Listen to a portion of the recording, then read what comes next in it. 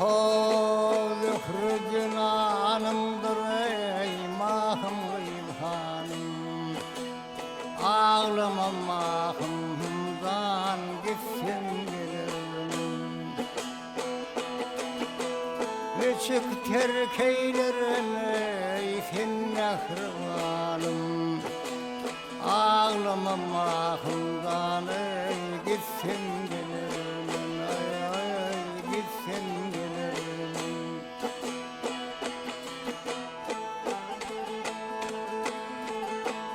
Başıma düşündür ey ayrılık günü. Bana tedav olsun o gönlümleri.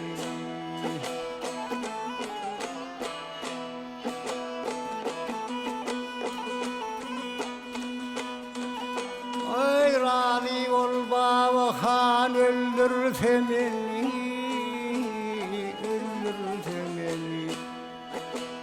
Ağlamam ahımdan ey gitsin gelirim.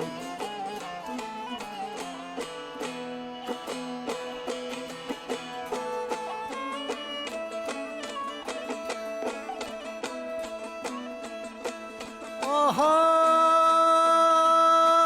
bir tavus biri gölün sonusu, gölün sonusu ay ay ay gölün sonusu.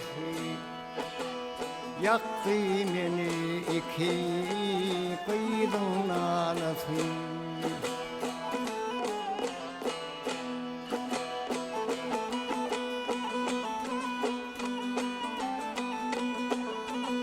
Ey razı olsun mahımzanın yenesi, yarın yenesi. Ağlamam mahımdan ay gitsin gelirmen ay.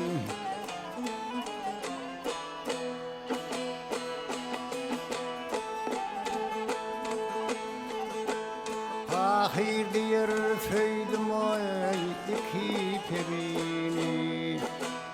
Atırdı zühreni Bağdat'ı seni.